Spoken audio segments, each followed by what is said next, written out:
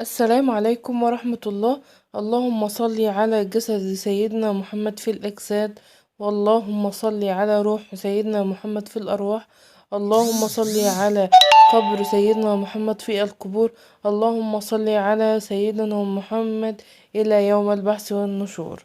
ازيكم عاملين ايه؟ يا رب تكونوا بخير. طبعا طولت بقى في الصلاة على النبي. الصلاة على النبي دي بصوا فيها سحر كده، بتيسر الأرزاق بصي يعني بتفرج الهموم وبتسد الديون وكل حاجة. الصيغة دي جربيها كده واقعدي مع نفسك قوليها 100 مرة في اليوم كده، وانت هتلاقي كل المشاكل اللي عندك كلها يعني ما شاء الله سحرها كتير جدا يعني. انا جربتها ويعني سامعة اصلا عن الصيغة دي من شيخ، واول مرة اشوف الشيخ ده. حتى انا مش عارفة اسمه يعني الصفحة راحت مني، والله ما عارفة اسمه اجيبه تاني. بس فعلا يعني الله يبارك له، الله يبارك له، الله يبارك له، وجزاه عنا كل خير. صيغة الصلاة على النبي دي يعني فيها سحر كده سبحان الله. بصوا بقى جايبالكوا جايب بروتين النهاردة خفيف جدا في الأوضة اللي احنا بننام فيها، أوضة الأطفال. طبعا أنا كنت حاطة السراير عادي، كل سرير جنب الحيطة والكومودينو كان في النص وكده. فأول الشتا كده دخلت السراير جنب بعضيها، لزقت السريرين جنب بعض وبننام كلنا بقى عليهم. في الشتا ده طبعا عشان البنات متسوقش وكده فبننام جنبهم. وانا كنت قمت من الصبح بدري بعد ما وديت البنات الحضانة على طول، وقبل ما اروح عند حماتي شلت الالحفة وحطيتهم على سور البلكونة. كانت الشمس بقى في اليوم ده جميلة جدا، يعني هي الشمس بقى لها يومين كده طالعة ومفيش شتا ويعني الجو حلو.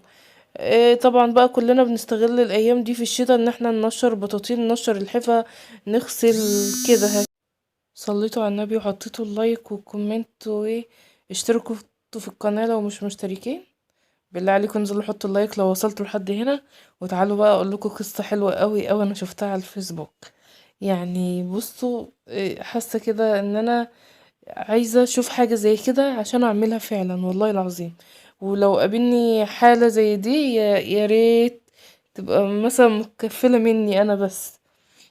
اللهم صل وسلم على سيدنا محمد. شفت قصة بقى على النت ان هو كان في صياد كل يوم رايح البحر، وسبحان الله ما فيش اي حاجة تيجي في الشبكة بتاعته خالص. يعني طول اليوم يفضل في البحر ورامي الشبكة وما فيش ولا سمكة. فالمهم لقى الشيخ بتاع الجامع فقاله انا والله كل ما ارمي الشبكة في البحر ما فيش اي حاجة خالص، والدنيا مقفولة معايا والرزق ضيق وهكذا. فهو الشيخ ده نصحه وقال له تصدق وسبح الله وصلي على النبي وطلع صدقة كتير. الصدقة هي اللي بتجلب الرزق، والصلاة على النبي هو اللي بيجلب الرزق وهكذا يعني. اللهم صل وسلم وبارك عليك يا سيدي يا حبيبي يا رسول الله.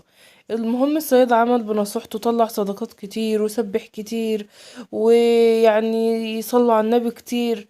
فراح البحر ورمى الشبكة بتاعته وقعد يوم طويل مفيش حاجة تيجي خالص في الشبكة. المهم في اخر اليوم خلاص بقى كان حس بيأس بقى يعني خلاص هيلم الدنيا وماشي، فلقى الشبكة تقلت معاه. فبيشدها لقى فيها سمكة كبيرة جدا ضخمة، قال سبحانك يا رب، دي أكبر سمكة أصطادها من يوم ما اشتغلت شغلانة الصيادة دي. الحمد لله والشكر لله. المهم أخد السمكة وراح بحها وجاب فطرتين، واحدة بالعسل واحدة باللحمة المفرومة، وأخدهم وراح خبط على بيت الشيخ ده. قال له تعالى، قال له والله أنا سمعت بنصيحتك وعملت بيها وربنا كرمني، والحمد لله أول مرة تيجي في الشبكة سمكة كبيرة كده. ورحت بعتها في السوق وجبت الفطيرة اللحمة وفطيرة العسل ده وقلت لازم تاكل معانا منه. قال والله ما اخد منها حاجة، انا لو اخدت من الفطيرة دي ما طلعت السمكة من المية. قال له ازاي؟ قال له انا قايل لك النصيحة لوجه الله ومستني الاجر من الله، مش ان انا اكل منك حتة الفطيرة. فالمهم قال له بارك الله فيك وانا هروح ايه. طبعا هو بقاله بقى كتير جدا ظروف وحشة معاه ويدوبك ممكن يناموا من غير عشاء كمان.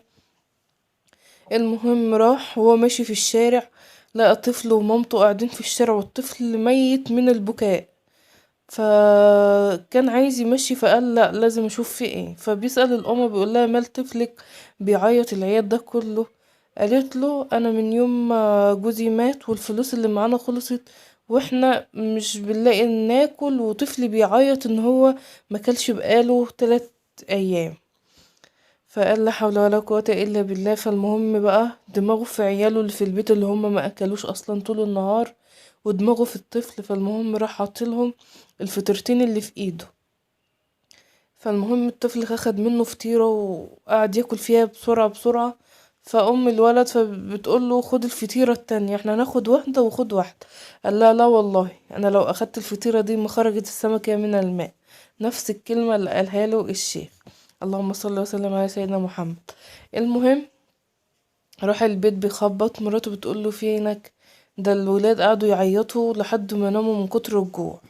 قال لها ده حصل كذا كذا. قالت له رحت وديت الفطرتين صدقة وعيالك نايمين من غير عشاء واحنا متنا من الجوع. قال لها والله ربنا هيعوض. فالمهم قاعدين بقى لقوا الباب بيخبط، واحد جاي بيقول فين ابو النصر؟ قال له ايوه انا ابو النصر. قال له انت لك عندي اماني وانا جاي عشان اردها. اللهم صل على النبي. قال له امانة ايه؟ قال له آه انت ليك عندي 3000 دينار. قال له ازاي انا مليش حاجة عند حد؟ قال له لا، والدك كان عطيهم لوالدي ووالدك توفى ووالدي كان تعبان وقبل ما توفى وصاني ان انا اوصل لك الامانة بتاعتك دي. قال له ماشي شكرا وكده. فمراته بتقول له ايه، حكى لها اللي حصل. قال لها شفتي بقى، شفتي لما تصدقت للطفل بالفطير ربنا رزقنا وربنا كرمنا والحمد لله.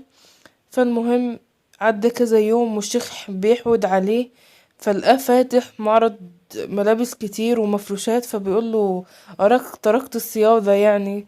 قال له الحمد لله حصل كذا كذا وربنا فتحها عليا وانا دلوقتي اشتغلت في التجارة. قال له الحمد لله. فالمهم قال له كله ببركتك ودعائك ونصايحك.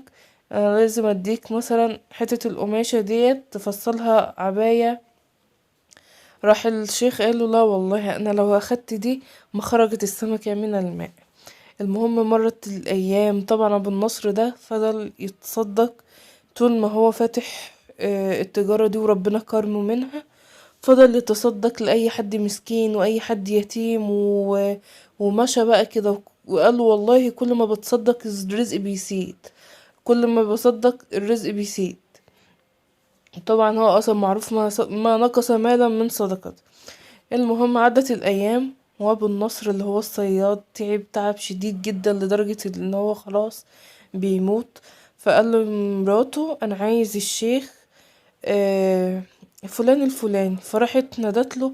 قال له يا شيخ انا حلمت برؤية غريبة جدا. قال له حلمت بايه؟ قال له انا حلمت ان انا مت وخلاص رحت اتحاسب وحطوا الاعمال بتاعتي في كفة والكفة بتاعتي نقصت، فسمعتهم بيقولوا ودوه النار، ده هيدخل النار. فالشيخ قال له يا ساتر يا رب اللهم احفظنا ليه كده. قال له لقيت واحد بيقول لهم حطوا دموع الطفل اللي كان بيبكي في الشارع في الكفة. فلما حطوا دموع الطفل الكفة اتعدلت برضو ايه يعني ما نزلتش ما طبتش زي ما احنا ما بنقول. بيقول سمعت هاتف تاني بيقول لهم وزيادة على كده حطوا ابتسامة الأم لما الطفل بتاعها بطل بكاء فالكفة طبت. فقالوا خلاص يدخل الجنة. قال له شفت بقى انت عملت خير وتصدقت ويا رب يا رب حسن الخاتمة ليا ولكل اللي بيشاهد الفيديو ده، يا رب بحسن خاتمتنا جميعا.